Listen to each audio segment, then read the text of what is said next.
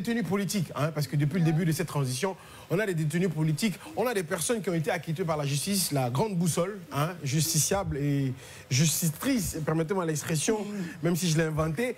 Alors, ces personnes-là croupissent aujourd'hui en prison sous le poids et le titre de détenus politiques. Qu'en est-il de leur situation aussi? Parce qu'on est en train de faire le bilan de ces 2 années de transition. Bon, après, comme je le disais tantôt, pour moi, tout est fait à dessein pour ne pas que ces personnes-là sortent. Sinon, quand vous prenez cabinet Silla, notre PDG, qui... Ça fait la liste est longue, hein. Vous avez le ministre de la Défense, il y a tout, moi, Mohamed Diané, vous avez au niveau de la maison centrale, il y a tout un gouvernement. Il y a un président, il y a un premier ministre, il y a un intendant. Le ministre Kourouma, Damaro qui croupit encore. En fait, c'est pour dire qu'en fait, c'est vraiment dommage que... Mamadi Doumbouya n'ait pas respecté en fait ses engagements quand il est venu, quand il a pris le pouvoir, parce qu'il avait dit qu'il n'avait pas fait de chasse aux sorcières. Mais c'est ce qui se passe. Aujourd'hui, ces pères de famille croupissent en prison, ça fait quoi, 2 ans? Et pour la plupart sont malades. Oui, pour la plupart. Ce sont des personnes avec une santé très fragile. Je pense à l'ex-premier ministre, Dr Kassouri Fofana, qui a une santé très fragile d'ailleurs. Damaroun aussi. Voilà, donc voilà beaucoup de cas. Moi, je m'attendais sincèrement, pendant le discours de Nouvel An, à des grâces présidentielles qu'on aurait pu faire pour calmer un peu, aplanir la cité avec tout ce qu'on a connu dernièrement et que ça puisse calmer le cœur de certaines familles. Mais malheureusement, c'est pas le cas. Hein. C'est compliqué. C'est compliqué ce qui nous arrive. En fait, on progresse au rythme... Au rythme stalinien.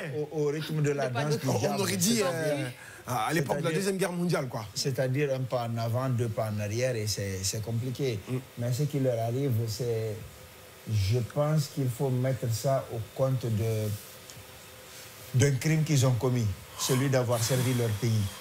C'est le seul crime qu'ils ont commis parce que jusqu'à aujourd'hui, on n'est pas capable. Il y en a qui sont allés jusqu'au niveau de la justice de la CEDEAO. La CEDEAO leur donne raison. Ils continuent de croupir en prison. Ils continuent de croupir en prison. Mais n'allons pas loin. Le cabinet Silla, Bill Gates, la justice guinéenne même. Restons voilà ce que je voulais dire. 12 chefs d'accusation. Malheureusement, ils croupent encore en prison. Guinéenne qui, plusieurs fois, à plusieurs degrés, a dit il faut libérer ces gens-là parce que vous n'avez pas été capable de prouver. Ces gens-là sont considérés comme des pestiférés parce qu'ils ont servi peut-être le mauvais régime au mauvais moment. C'est-à-dire qu'ils étaient encore en train de servir le régime du professeur Alpha Condé quand le coup d'État s'est passé. Est-ce qu'entre eux et ceux qui sont aujourd'hui au pouvoir, il y avait des problèmes avant ça? Des problèmes personnels? Des problèmes personnels. Je pense que c'est des pistes qu'il convient de creuser. Mais moi, je n'ai pas vu quand on disait aucun Guinéen ne va plus aller en prison contre son opinion, etc., etc. Mais je me pose quand même des questions sur le sort de ces personnes-là, quand on sait que la justice guinéenne même, et même la justice de la CEDEAO a demandé qu'on libère certaines... Sur ce coup-là, la justice a fait son travail. Hein. Vraiment. Allons savoir là où l'os est coincé. Hein. Delphine. Moi, je trouve que la justice, quand elle est très juste, fait juste son travail. C'est ça. En interpellant des gens, en enquêtant. Mais dès que le travail il est biaisé, tout de suite, le problème se pose.